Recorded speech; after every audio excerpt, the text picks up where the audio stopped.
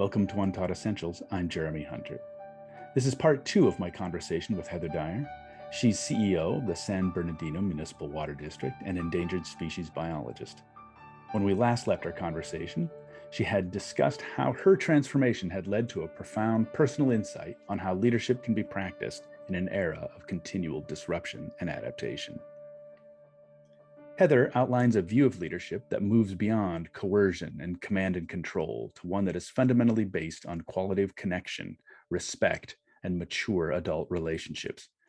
Her principles empower, trust, and ennoble the team she works with.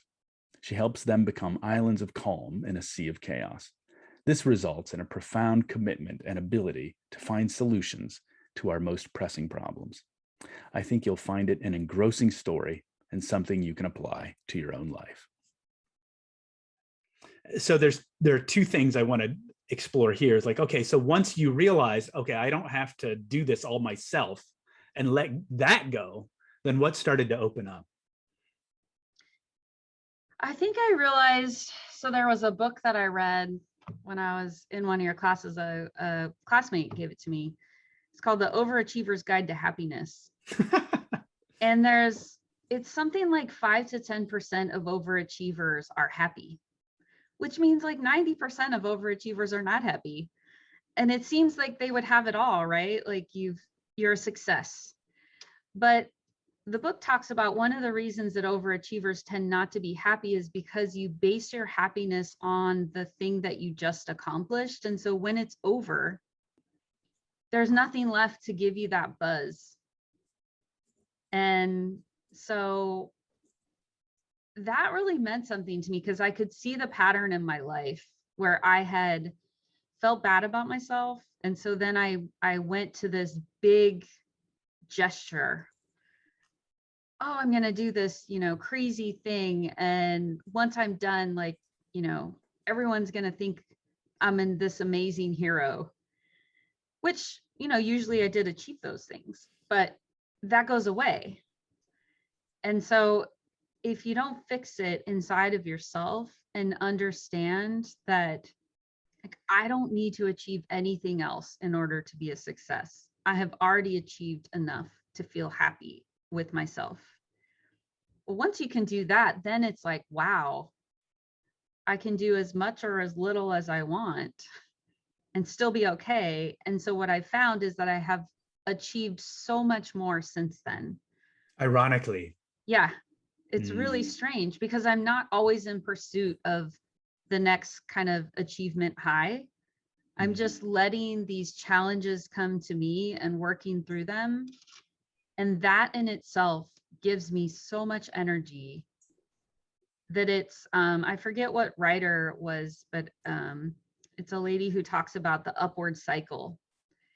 And kind of one good thing leads to the next good thing. And you're constantly in this state of just well-being that leads to the next thing, as opposed to a downward cycle where you get in that mental state and you're like, it's just kind of one bad thing after the other. And it's almost like a self-perpetuating cycle.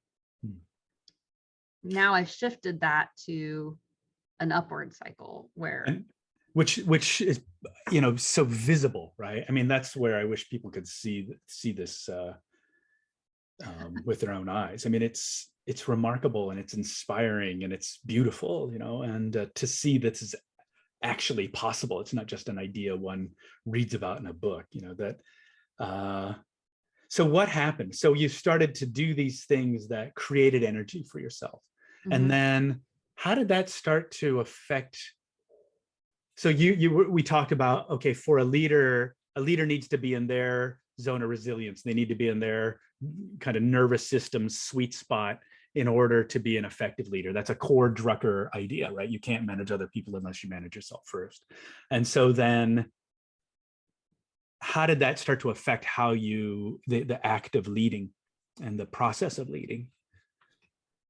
Well, I think the first thing was, I had more energy, more positive energy, that when I engaged with other people, I was just so much more open that just kind of drew in those really great conversations that make you think and make you feel good and make you want to pass it along. And so, like I said, because I was more open, I just started engaging more with my peers, with people that I would meet.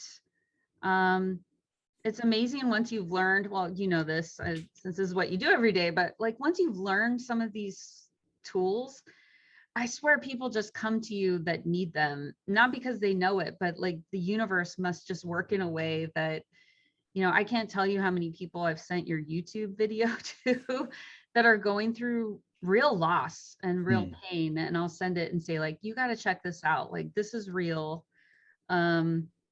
And just kind of talking about things that could help people. And again, that gave me energy. And then I just started having these experiences where it was kind of, you know, one successful thing after another. The program that I had been working on, this large habitat conservation plan, started, you know, really coming into its fruition and making real progress. And then I guess, you know, my former general manager announced his retirement, and I just thought, like, why not me, you know? And I was in a really good place where I knew I could do it. I knew that I had the skills and the ability, and I was in the right mental place to be a leader of an organization. And like I said before, I really believe that my success is dependent upon me passing on these things that I have learned. And so what better avenue to do that than within an organization that was already high functioning, for sure. I'm surrounded by overachievers like myself. We're an interesting bunch, but I knew that I could pass on some of these organizational and personal ideas and skills and tools that would improve the lives of my colleagues and affect change, which is really what I feel like my mission is, to affect positive change. So it's interesting, you know, I think about a leader I know whose kind of mantra is, I don't get stressed, I give it. And what you're advocating for is kind of the opposite. Totally the opposite. Could not be more extremely the opposite. Like, my purpose, I believe, is in order for this organization that has tremendous challenges. I mean, we are dealing on a daily basis with huge challenges associated with climate change and water reliability. So it's not that we don't have stress, it's that how can I help my people best deal with that stress and remain productive and remain viable over the long term? Because there's leaders out there who will use you up and burn you out, and you might get a few projects done, but that's not my goal. My goal is to support our staff in a way that they are productive over the long haul, over the course of their career. So how do you do that? And one thing I really realized was, when you met me and I was such a mess. I wish people could see me back then, because you would never imagine who I was, but I was a disaster. And one of the reasons was I was burning the candle at both ends, and I didn't have a way to say, like, that's too much. I need to take a step back. So what I've tried to encourage in our staff is that you don't have to do it all in every single day. Like, you have to be able to, this is a marathon, not a sprint. So I found that when I became the boss, one of the very best things that is part of being the boss is that I am in control of my own schedule. I have the ability to say, like, I'm not going to be there till 9 o'clock because I have to drop off my kid at 8, and I might hit some traffic.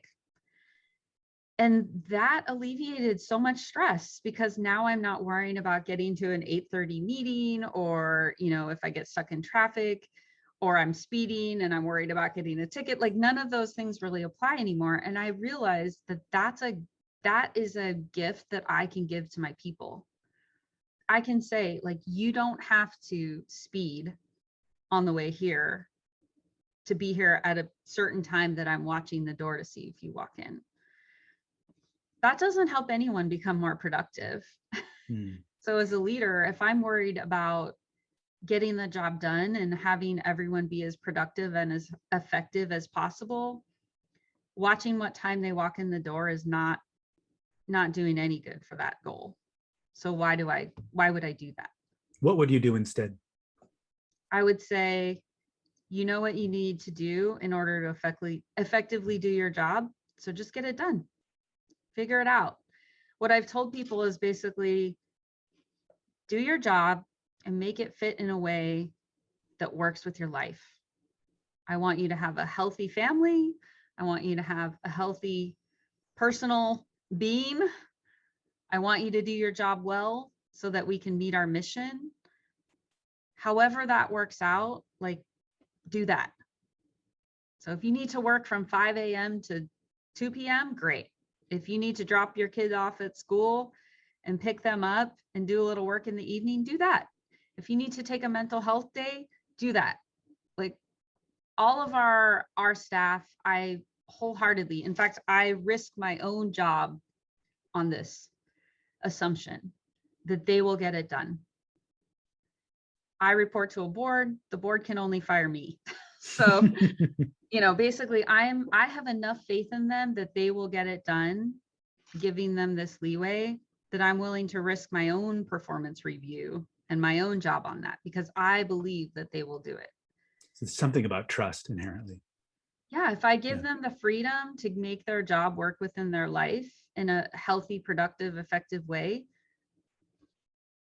they'll get it done. And you talked about, we spoke a little earlier about the evolving nature of what leadership means, right? As we kind of stumble our way through the 21st century, and what you're kind of illustrating here is a great concrete example of moving away from a view of leadership as power and domination over others, like watching what time they're coming in, to empowering, collaborating, strengthening, ennobling your own staff, and then from there the stakeholders they engage with, so that there's a greater, you're creating resilience in the larger system so that people can perform in that level, right? Yeah, exactly. Yeah. Say more about that. That's really, I think that the word that you used is the right word, empowering. So I am empowering the people within my organization to do what they need to do to be effective in all aspects of their life. And I said this to someone recently, like, a micromanager to me is a sign of an insecure leader. I don't need to micromanage my people. Like, they know exactly what they need to do. And so if I give them the tools and the support and the empowerment to do that, then that just makes them better people, better, husbands, fathers, wives, whatever it might be. That makes them better employees. And even more so, it helps them, like you said, take these tools forward into the people that they encounter. And so I think that every encounter, it's an opportunity to share tools. And that brings us back to kind of, the biology of it, like the adaptations that we embrace that make us more effective and we pass them on. That is part of biology on lots of different levels. But as humans, I think that using tools and passing the use of those tools on to the next generation, like, that's so fundamentally human. That is how we became kind of the apex species on planet Earth, is the use of tools and the passing on of those tools. Now, back in caveman days, that might have been physical tools like fire and whatever else. Now, in this world, I do believe the tools that are most important for us to pass on are relationship building tools. how do we work with our fellow humans that might be wildly different than we are, might have very different priorities, but I really believe there's always some commonality. There has to be a shared goal. And so finding that shared goal and working together to solve a problem, those are the types of tools that I'm trying to pass on. And so empowering my people is really one of the ways that I can promote that, by making them as healthy and effective as possible and just kind of letting them spread the word. Yeah. So they're mental and emotional and relational tools that we don't necessarily learn in school, right? Unless it's the Drucker School. But Yeah. And then that helps the group become more effective. Right? Yeah. One of the things you told me before, which I think was really fascinating, so you're not only talking about with your direct staff you're doing this with, but also with the stakeholders. Mm-hmm. And you referenced earlier the Habitat Conservation Plan, which is a group, correct me if I'm wrong, it's something like 11 different agencies you've negotiated with, right? One government agency to negotiate with seems daunting, but 11, Yeah. right? And that you were able to create and effectively, get these agencies to collaborate on something that might not necessarily be in everyone's individual interest, but you were able to craft a vision in the larger interest, both for getting 800,000 people their water supply, but also the species that your career was dedicated to trying to save. And I mean, if there isn't a perfect microcosm of how humans adapt to climate change in terms of how do we cooperate for not just human communities, but also non-human communities, I think that it's such an amazing case study, right? Mm-hmm. So I'm wondering if you might be willing to share that story. Like, how did you think through that? So the Habitat Conservation Plan, it's about 865,000 acres of the Santa Ana River watershed, protecting 22 state and federally protected species. 11 public water agencies banded together to solve this problem. So it was a problem that one agency could not solve on its own, which is the beauty of this, is that we were only able to be successful by working together. So we looked at, if you scale it out to a watershed level, and you can look at the different threats and stressors to the species in the watershed and look at the resources available to kind of mitigate or offset those threats and stressors. And it was all the resources of the different 11 agencies. So it's kind of our mantra is like, we sit around the table and we say, what do I have to put on the table that might help this effort? And what do I need to take away to consider this a win? And then work out, okay, what are the deals that we can make amongst each other to make this formula work? And so in some instances, there's agencies who have water that they can put down these streams and tributaries where the fish are, and they can make habitat with that water. If this was just a one agency thing or two agencies, it would feel like, wow, I'm putting everything out there and I'm getting nothing in exchange. But because of this partnership, the other 10 agencies could say to that one agency, okay, you put water out there for the fish, and we will put water where you need it. And so in this case, we can put water above their municipal wells where they produce water for their people.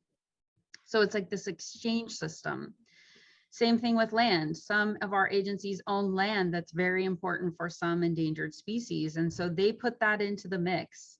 And in exchange for that, we give them something of value to them. And so by having this group effort where it's shared responsibility and shared rewards, we could make the equation work essentially.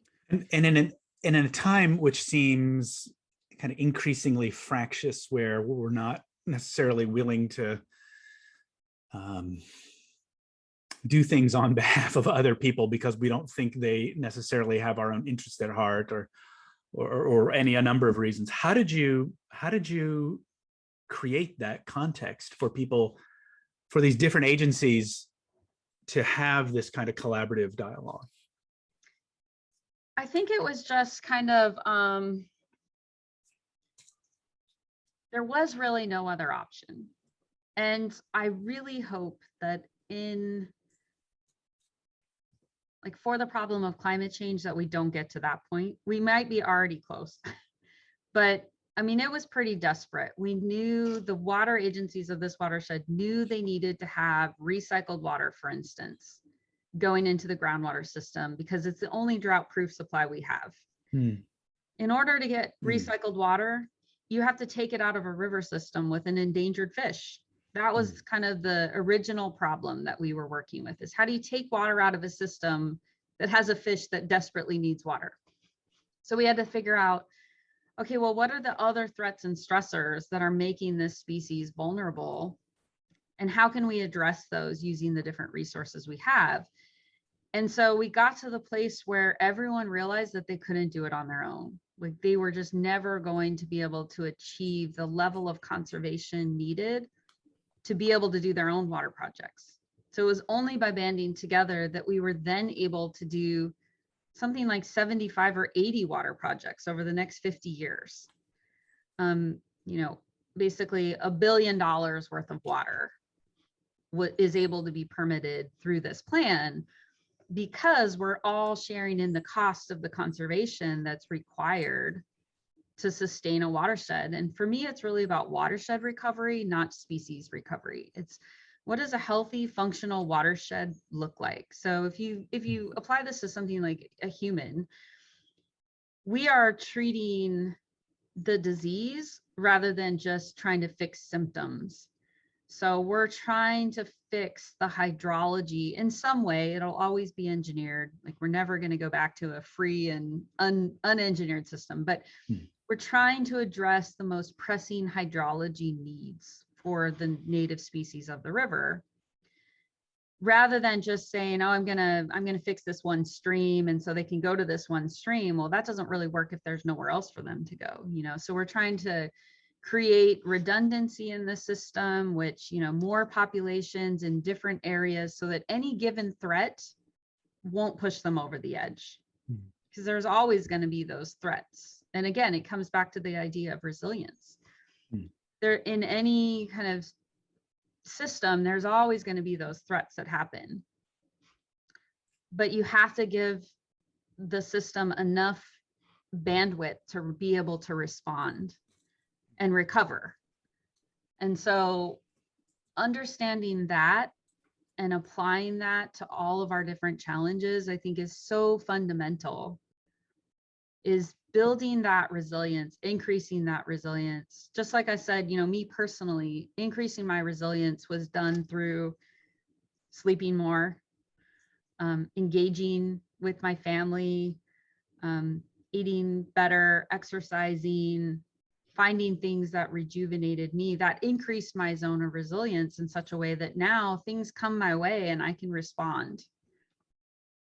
So for both, watershed recovery, species recovery, climate recovery, how do we increase that zone in a way that we give ourselves like some room to manage and respond?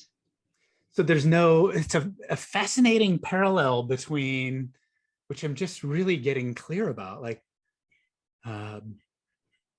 personal well-being and transformation and planetary well-being and transformation, and that they basically function on the same principle. We need to have more margin, right?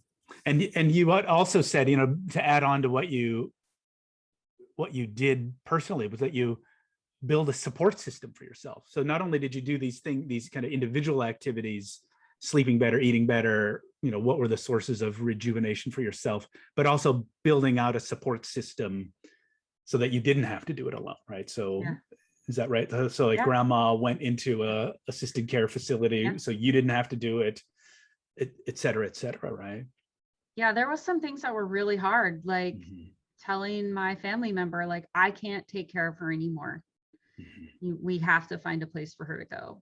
That was really hard, and I felt really bad, but I knew that I couldn't do it on my own. I couldn't maintain my own self while doing that. Telling my family, I need to have someone help me care for my young child. I'm in school, I'm working. I can't do it all. That was hard. It's hard to ask for help, but it works. And again, like we are communal organisms. And I think more and more in our society, we've isolated, and there's risks with isolation. Again, when I go back to like, there's segments of our populations that are very isolated, that don't have a huge support network anymore. Maybe they're physically isolated from people because they're, very remote, or maybe they're, isolated in different ways, but isolation is not, I don't think it's good for human beings, because we are founded as a species in family units, community units, and relying upon each other. That's one of the ways that we have become such a successful species. Is our competition seems to get a lot of the headlines around evolution, but it's actually cooperation is far more the dominant mode, right, in terms of how creatures survive. And it's so taken for granted that I think it's almost invisible for us, right? And there seems to be some weird like shame associated with asking for help, which I've felt it. So I know, but sometimes you just have to say like, I can't do that. It's especially challenging. I'm the only female general manager in my area, in my watershed. And there's this one meeting I have to go to once a month, and it's always at 7:30 in the morning. I'm the only female there. And I'm not saying it's only because I'm a woman, but for whatever reason, it was set up before, and evidently no one else has childcare challenges. But I had to say, like, I can't make 7:30 in the morning. And it felt awkward to me, because I didn't want them to think like, why does she have to take her kid to school? But I was like, I didn't make up another reason. I just said, I have to drop my kid off at school at 8 a.m. every day. So I will never be able to make 7:30. I'm sorry that you have to work around me. But everyone was really gracious about it. And that was one example of how I just kind of, normally I would have, before my transformation, let's say, I would have stressed out about like, how can I make everyone happy and not look weak, and gone through all of these shenanigans to try to make it work for me. And in reality, it just doesn't work for me. And I just had to be strong enough and courageous enough to say that. And very likely it didn't work for any of them either. Nobody wanted to get up that early, and no one was willing to say that as well. And you were the first one to actually say, hey, this kind of doesn't work, right? Yeah, but it's things like that, like reaching out for help. Yeah. Saying, I can't do this because it's not good for me for whatever reason. It's hard, but it's so worth it in the grand scheme of, again, this is a marathon, not a sprint.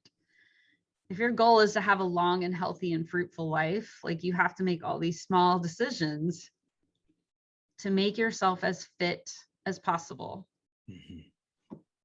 And so that you mentioned something earlier about, having clarity of intention. And then also in this great example of the courage to live out that intention, which you just gave, right? So can you say more about that? Like, because there are forces at work that will take you away from our intentions to eat well, our intentions to exercise, right? And that to be really clear about what you want. Say more about that. I can remember I just had a conversation with somebody earlier last week that we were talking about unwanted results. Like, what are the unwanted results you keep getting?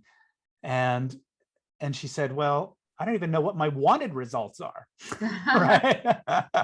So kind of walk us through how you thought through that. Well, I forget what you called it, but it might be the intention map. Yeah. So we did an exercise in one of your classes, and I've shared that with lots of people. Sorry if that's a copyright. No, it's all right. I pass them on. As I said, I find tools that work, I pass them on. But thinking through, like, where do I want to be in 3 years, and working your way backwards, like, that has become kind of a daily exercise almost. And thinking through, like, well, what choices do I need to make now in order to get myself on the right path for that?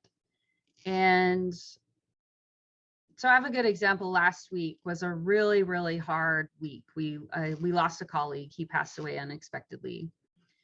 And it happened on Monday morning. I then had to call all of my board and let them know that someone very close and important to our organization had passed away. And it was just really emotional.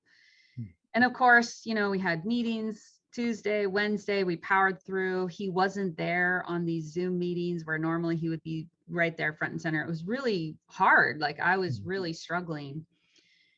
And finally by Thursday, I had never done this in my whole career. I had told my chief of staff, I said, I have to take tomorrow off. I can't push through tomorrow. And it was, again, it took me deciding to be courageous enough to say, like, I cannot do that. I know I could physically push through, but what will that cost me? And so I took a mental health day and I just stayed home and watched Netflix and slept and, walked on my treadmill and thought things through and just tried to regroup and like get a hold of my emotions, because I just knew that if I avoided and powered through and made it through Thursday and made it through Friday, it was like by Saturday, what was left? It just wasn't, I knew that wasn't the right intention. That wasn't the right choice to make if my intention is to be healthy and effective and fruitful and a good leader for the long run. Like that small choice was a kind of a fork in the road, right? Like, am I going to live what I preach? Which I tell my people all the time. Like, you have to take care of yourself. You can't do 14 Zoom meetings in one day. Maybe you can do it one day, but you can't do it 5 days. Like you have to make choices for yourself. And so that was a fork in the road for me, that I had to decide, like, I'm going to live what I preach and just take the day and like think and heal and try to, regroup. And so I did. And I was thinking about it over the weekend and I was like, wow, I felt again, like this weird kind of in the back of my head, like a weird little twinge of shame that I had to do that. Well, why do I feel that? I don't know why I feel that. Is this something that I should hide? Or should I be open and say to my staff, like, last week was really hard and I was struggling and I took a day to work my way through it. And you're going to have days, maybe not over the same thing, but you will have days like that in the future. And this is what I learned. So I haven't got to the place that I have shared that with them, but it is in my mind that if I really am going to be the leader that I want to be, that I have to be willing to make myself vulnerable in that big of a way so that I can lead by example. And to have the clarity of intention of being, having this vision in the future, right? And how will my decisions and actions in this moment either get me closer to that vision or farther away from that vision? Yeah. And yeah, then I think I used the example last time, like, if you have that intention far out into the future where you want to go, like, you can push yourself through anything in the short term. But if you have that point that you're trying to reach in the long term, like, you got to figure out how to pace yourself and maintain your health and strength and clarity to get there. And, I imagine that this journey that I'm on is like one of those crazy people that walk across Antarctica, pulling a sled. Every single day they make decisions to maintain their health and effectiveness in reaching that goal. So theoretically, you could just start walking for 3 days or whatever, and maybe you make it 3 days, but you're not going to make it to a 4th day. So maybe the better strategy is you make it through 1 day and you take a rest day, and, you keep going, you pace yourself. And so, that example of me taking a mental health day is one of the things that I think about in terms of, like, that short-term decision was good. And it was the right thing to do in order for me to reach that long-term goal of being an effective leader and being present for my staff to have enough emotional energy to support them and take on these big challenges and try to deal with these things. Like for me, that mental health day was basically, it was increasing, you know, the band of resilience that I have, and just saying like, I'm like this close to kind of being outside of that, and I need to bring myself back. Yeah.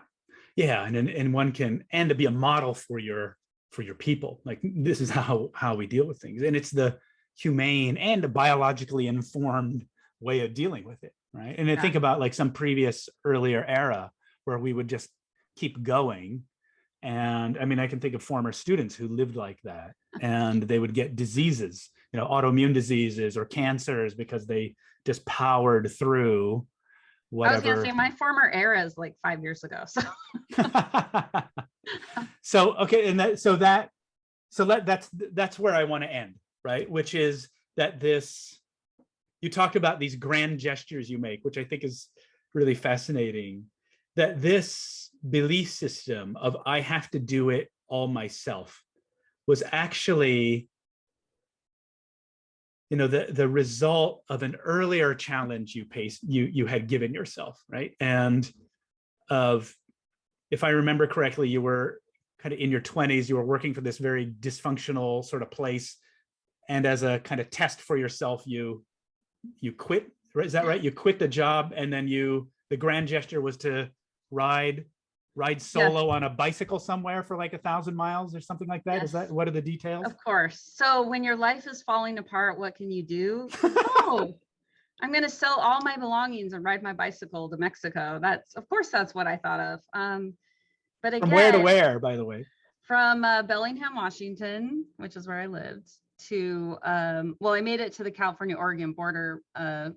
Interesting detail to this story. I started that ride with $79. So wasn't the best planning I've ever done. But what I recognized was, so, you know, I was living in a very toxic environment. A lot of things were happening in my life that were very out of my control. So this grand gesture that I thought of was that I would find clarity by having this very intense physical and mental challenge alone. And so I set off, and I do have to give a shout out to my mom and dad. They were very supportive. In fact, my mom rode the first couple of days with me just to make sure it was safe. So that was good. This is pre-cell phone era. So, you know, I'd have to call home every other day and tell them where I was and things like that. But, you know, I had my tent and my little cook stove and everything. And it turns out that you actually can find a lot of clarity in something like this, physical pain and suffering, and you don't know if you're going to, you know, succeed or you're going to give up. And so that really helped me. But one thing that interestingly enough, when I look at kind of the arc of my life now and the changes throughout my life, is what came out of that particular grand gesture, which, you know, in some aspects it did work. It gave me that self-esteem boost that I needed at that time.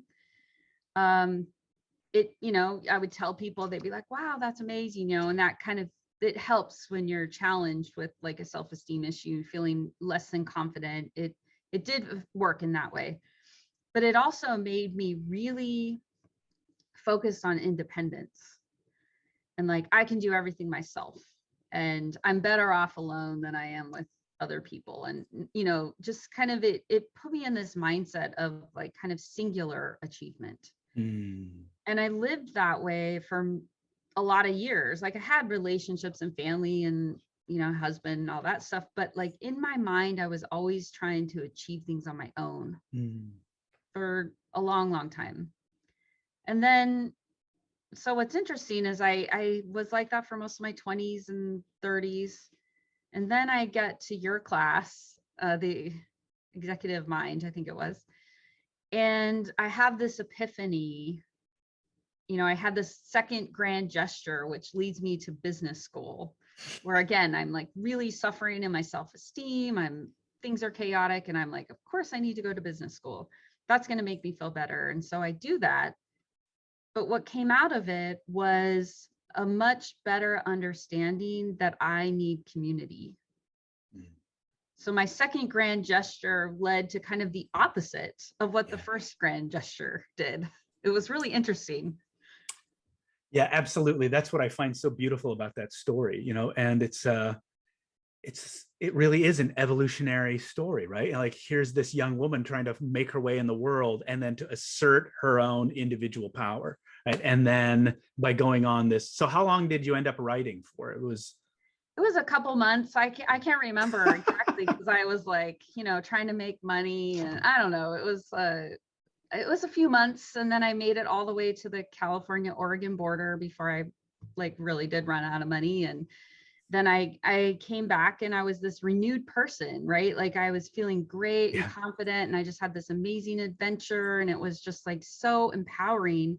I went to Alaska to work up in a salmon cannery, and I found my passion. I found fisheries biology like that summer. It's so, when I think about the story of my life, like that is so amazing that I found my passion and my calling in fisheries biology.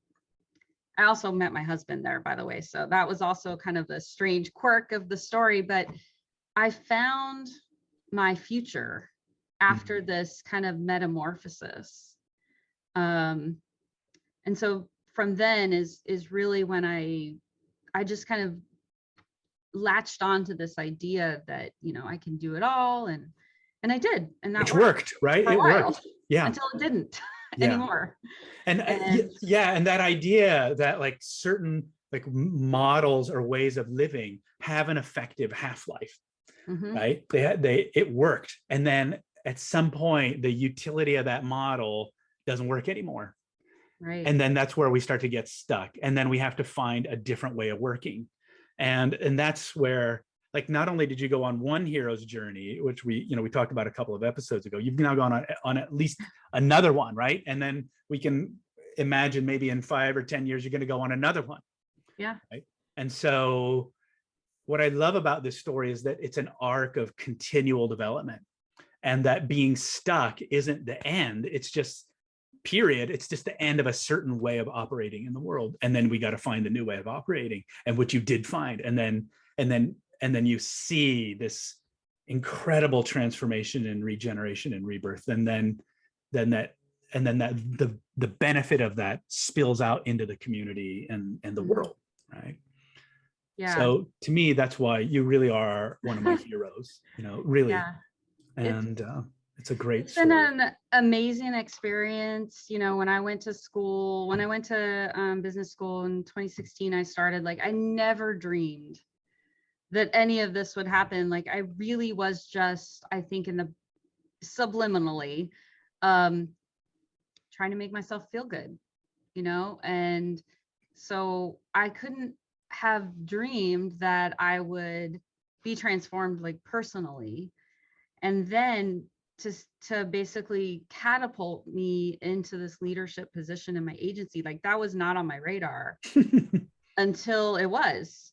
And I thought, well, why not me? And so then now I just feel like it's kind of all happened to get me to this place where now I have this very real voice that I can make a difference. And when I look at, every single day I'm dealing with, I would say, the symptoms of climate change, wildfire, drought, all these different things that are happening that I need to be aware of and react to in order to meet my mission of the water and the environment.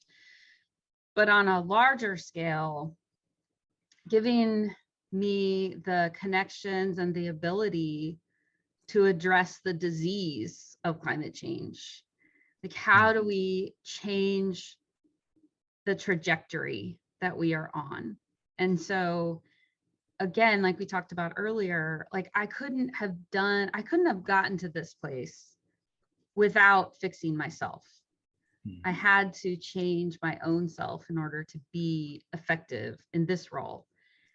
And now my goal is to help other people get to this place where they can affect change and they can be the most effective leaders. because it really is going to take all of us to take on this problem of climate change. Like, we have to all be sitting around the figurative table thinking about that same equation, like, what can I contribute to the solution and what do I need to take away from this? Because it's a global issue and there's so many different challenges in terms of needs, opportunities, and constraints is how I like to phrase it. So if you look at climate change on a global scale, not every country can do the same thing because there's different constraints, and not every country has an opportunity to do the same things. And so we have to kind of put it all on the table and figure out, okay, well, what can you do and what can I do? And what do, we each need to take away to figure that we've got to win, because everybody answers to someone. And how can we all work together in a way, again, to change the trajectory? And while we're doing it, like while we're treating the disease, we're also having to react to the symptoms.